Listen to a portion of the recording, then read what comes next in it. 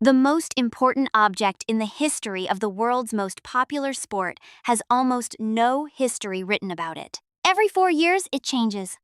And every time it changes, the best players on the planet encounter an object they've barely practiced with, in the highest stakes competition that exists, with almost no warning.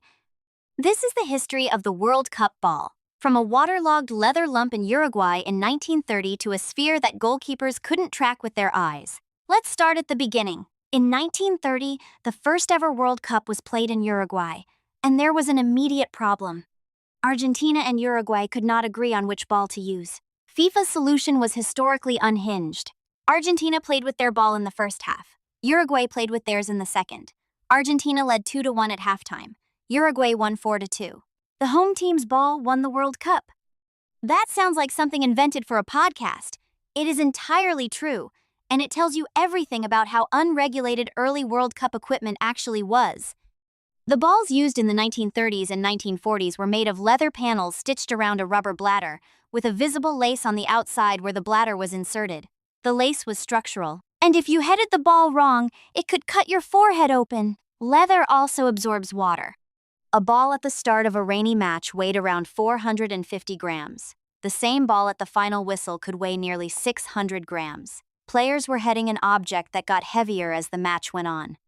We now know that repeated heading of a heavy waterlogged ball almost certainly contributed to the early onset dementia that affected multiple members of England's 1966 World Cup squad. Nobody called it a health crisis at the time. The design stayed basically unchanged for decades. And then came 1970. Mexico, altitude, television, and the Telstar. The 1970 Adidas Telstar is possibly the most recognizable sporting object ever manufactured. 32 panels, 20 black hexagons, 12 white pentagons, a truncated icosahedron. Most people can draw it from memory without knowing the mathematical name for what they're drawing. Adidas designed it specifically for television. Black and white screens couldn't track an all-white ball. The black panels made the rotation visible. It was named after the Telstar communications satellite. It was built to be watched. That design became the universal symbol for football. Phone emojis, children's clothing, road signs. One ball made for one tournament became the visual shorthand for an entire sport. The 1978 Tango brought a bold new graphic identity. The 1986 Azteca in Mexico was the first fully synthetic ball at a World Cup. No leather, no water absorption, a ball that weighed the same in rain as it did on a dry pitch. After 50 years, the World Cup ball was finally waterproof. The 1986 tournament also gave us Maradona's Hand of God goal. That Azteca is now permanently attached to one of the most controversial moments in football history. The 1990s brought more panels, more complex geometry, and foam layers beneath the outer skin. The 1998 Tricolore in France was the first multicolored ball in World Cup history. And then came 2002, and everything broke. The Fever Nova, used at the World Cup in South Korea and Japan, was Adidas's most radical design in years. New internal structure, new foam layer, new outer texture. Adidas said it was the most accurate ball ever made. Goalkeepers hated it.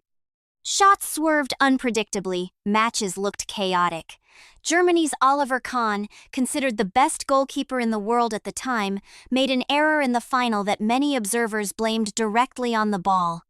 Whether the ball was genuinely responsible is impossible to prove, but the controversy established a pattern that would define every World Cup that followed.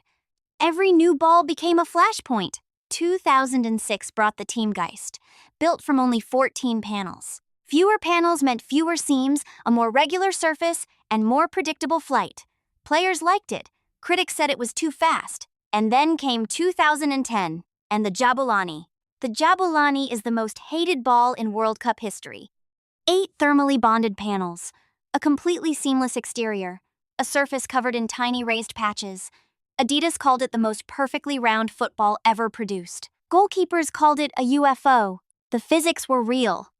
A ball with very few seams and a highly regular surface can shift suddenly between airflow states at mid-range velocities, causing it to dip, rise, or move sideways within a single flight path. the same phenomenon that makes baseball knuckleballs nearly impossible to catch. Researchers at the University of Tsukuba published aerodynamic measurements confirming it. The Jabulani moved in ways a ball is not supposed to move. The players weren't imagining it. The 2010 World Cup in South Africa produced some of the worst goalkeeping in tournament history.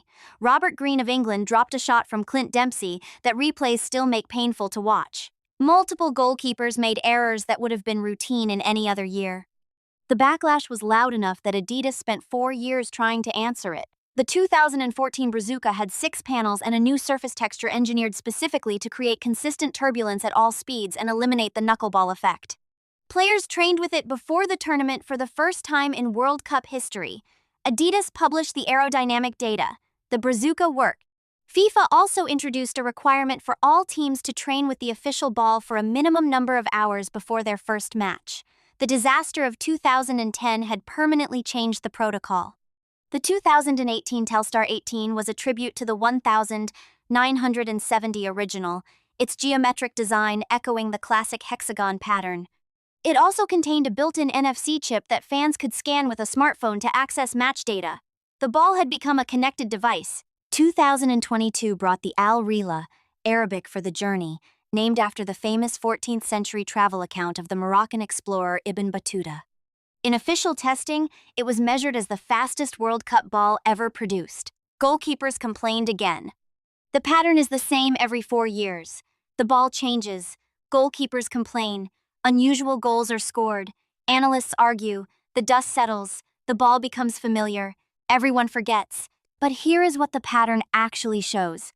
The World Cup ball is not a neutral object. It is a design intervention introduced with almost no match testing at the highest level of the sport every 4 years. The world's best players meet the official tournament ball for the first time in the weeks before the competition begins. Tennis balls have been manufactured to the same basic specification for decades. The NFL football's inflation pressure became the subject of a multi-million-dollar legal dispute. Football, the most watched sport on earth, redesigns its central piece of equipment every 4 years and tells the players to adapt. The goals that made careers, the drops that ended them, the errors that defined nations. We will never know how much of what we remember was the player and how much was the ball. That ambiguity is permanently sewn into the history of the game. If the story underneath the story is what you're here for, please give a like and subscribe to the channel. There are more episodes on this channel that are going to change how you see history.